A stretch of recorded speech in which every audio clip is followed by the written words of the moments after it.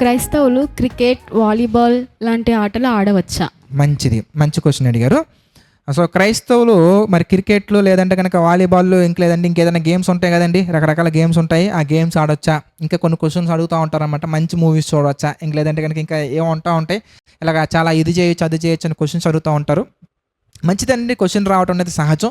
ఆ క్వశ్చన్ వచ్చినప్పుడు మనసులో ఉంచుకోవడం కంటే కూడా ఇలా అడగటం మంచిది. వెరీ గుడ్, మంచిది. సో వీటన్నిటి గురించి దేవుడు చెప్పినటువంటి ఒక చక్కటి సమాధానం ఏంటి ఎందుకనగానే, కొరింథీయులకు రాసిన మొదటి పత్రిక 10వ అధ్యాయం మనం చూస్తే 31వ వచనం మనం చూద్దాం. కొరింథీయులకు రాసిన మొదటి పత్రిక 10వ అధ్యాయం 31వ వచనం కనుక మనం చూస్తానండి.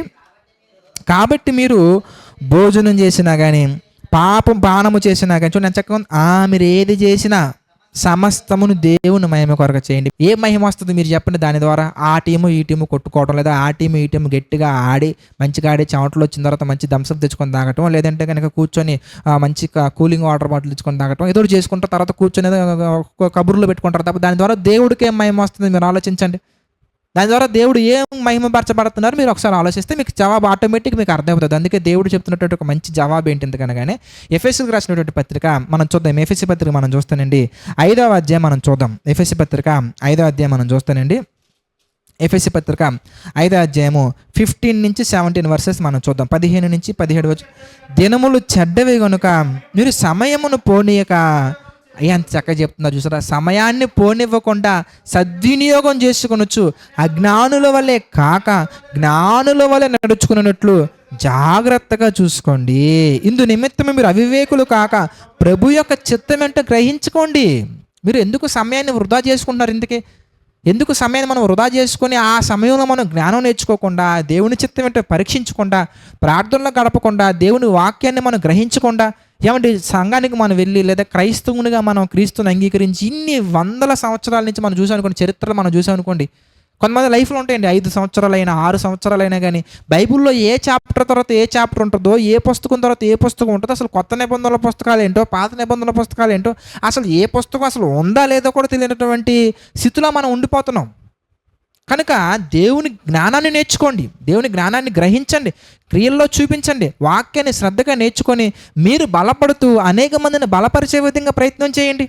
అప్పుడు చాలామంది ఏమంటారు తెలుసా, అట్లా కాదండి మనం ఒక దగ్గరే కూర్చొని ఉంటే మన బాడీలో ఫ్యాటీ యాసిడ్స్ పెరిగిపోతుంటాయండి, ఫ్యాట్ పెరిగిపోతుంటుందండి. ఈవినింగ్ సరదాగా ఒక గంట ఆడుకున్నాం అనుకోండి, మార్నింగ్ ఒక గంట, సాయంత్రం ఒక గంట ఆడుకుంటే బాడీలో ఉన్నటువంటి వేస్ట్ మెటీరియల్ అంతా బయటికి పోద్దండి, అప్పుడు మనం ఫ్రెష్గా ఉంటామండి అంటారు. మంచిదేనండి, మీరు చెప్పినటువంటి సమాధానం మంచిదే. దానికి నేను ఇంకొక సొల్యూషన్ చెప్తా. అదేంటి ఎందుకంటే మత్తయి సువార్త మనం చూద్దాం. మత్తయి సువార్త మనం చూస్తే 9వ అధ్యాయంలో 37వ వచనం మనం చూద్దాం. కోత విస్తారంగా ఉంది, పనివారు కొద్దిమందే ఉన్నారండి. దేవుని పని విస్తారంగా ఉందండి, కానీ పని చేసే వాళ్ళు కొద్దిమంది ఉన్నారండి. మీకు అంత చక్కగా మీ బాడీలో ఉన్నటువంటి వేస్ట్ మెటీరియల్ అంతా చెమట రూపంలోనో, లేదంటే కనుక ఫ్యాట్స్ కరిగించుకోవాలనో, లేదంటే కనుక ఎక్సర్సైజ్ చేయాలనో ఉంటే కనుక సువార్త పని చేయండి బ్రదర్. చక్కగా ఉదయాన్నే లేచి ఒక గంట సువార్త పని చేయండి, సాయంత్రం ఒక సువార్త పని చేయండి, చక్కగా వాక్యాన్ని నేర్చుకోండి. హెబ్రీ పత్రిక 5:12 ఏమని రాయబడింది తెలుసా, కాలాన్ని బట్టి చూస్తే ఎన్ని సంవత్సరాలు అవుతుంది వాక్యం చదువుకుని, వాక్యం బైబిల్ దగ్గరికి వచ్చి, క్రీస్తు దగ్గరికి వచ్చి ఇన్ని సంవత్సరాలు అవుతుంది. ఇన్ని సంవత్సరాలు అయినా కానీ సువార్త అంటే తెలియకుండా బ్రతుకుతున్నావంటే నీ ఆత్మ ఎంత డిస్టర్బ్ అయ్యిందో ఆలోచించు, ఆత్మలో ఎంత ఫ్యాట్ ఉందో ఆలోచించు. బాడీలో ఉన్న ఫ్యాట్ గురించి బాగానే ఆలోచిస్తున్నా, బాగానే ఉంది. ఆత్మలో ఎంత కీడు పెట్టుకున్నావు, ఆత్మలో ఎంత కపటాన్ని పెట్టుకున్నావు, ఆత్మ ఎంత పాడైపోయిందో ఆలోచించండి. ఆ శరీరపరంగా నువ్వు దృఢంగా ఉండుండొచ్చు, ఆత్మపరంగా మాత్రం చిక్కిపోయారు బ్రదర్. కనీసం బైబిల్ ఉన్న సబ్జెక్ట్స్ తెలియకుండా పోతున్నాయి. ఎఫెసీ పత్రిక 4వ అధ్యాయం మనం చూస్తే 15వ వచనంలో మనకు కనబడుతుందండి, ప్రేమ కలిగి సత్యము చెప్పుచు క్రీస్తు వలె ఉండుటకు అన్ని విషయాల్లో ఎదగాలి. ప్రతి విషయంలో మనం ఎదగాలి బ్రదర్స్, ఎదగాలి సిస్టర్. వాక్యం ప్రకటించే విషయంలో, వాక్యం వినే విషయంలో, సహవాసం విషయంలో, కొంతమందికి సువార్త ప్రకటించే విషయంలో, ఆత్మ సంబంధమైన గ్రహించే విషయంలో మీరు చూస్తానండి. హెబ్రీ పత్రిక 5:13, 14, 15 వచనాలు మనం చూస్తానండి. మీరు ఇంకా పాలు త్రాగవలసిన వారే అని ఉంటుందండి. ఇంకా పాలు తాగే స్థితిలోనే ఉన్నారు. మీరు ఎప్పుడు మేలును కీడుని వివేచించి యవ్వనస్తులుగా మారతారు. లోక సంబంధమైనటువంటి వాటిల్లో దేవుని చిత్తాన్ని ఏంటి ఎంతకే, మరి ఆత్మ సంబంధమైన వాటిని ఎలా మనం గ్రహించాలి, లోక సంబంధమైన వాటిని ఎలా మనం జయించాలి, వీటి పట్ల పరిపూర్ణత ఎప్పుడు వస్తుంది మీకు ఎందుకే. అందుకే సింపుల్ ట్రిక్ ఏంటంటే, శరీరాన్ని మాత్రమే ఫ్రెష్గా ఉంచుకునే కాకుండా, శరీరాన్ని మాత్రమే బలంగా దృఢంగా ఉంచుకునే విధంగా కాకుండా, ఆత్మను కూడా చక్కగా బలపరుచుకునే విధంగా చక్కటి సొల్యూషన్ ఏంటంటే, జ్ఞానం బాగా నేర్చుకోండి, నేర్చుకున్న జ్ఞానాన్ని క్రియల్లో చూపించండి. మీరు బలపడుతూ కొంతమందిని బలపరచండి. మీ యొక్క పాదములను సువార్త ప్రకటించడానికి బయటికి రండి. అప్పుడు ఆత్మీయంగా దృఢంగా ఉంటాము, శారీరకంగా మొత్తం చక్కగా బాడీలో ఉన్నటువంటి ఫ్యాట్ మొత్తం అంతా కరిగిపోయి చక్కగా నీట్గా ఆరోగ్యవంతంగా ఉంటారు.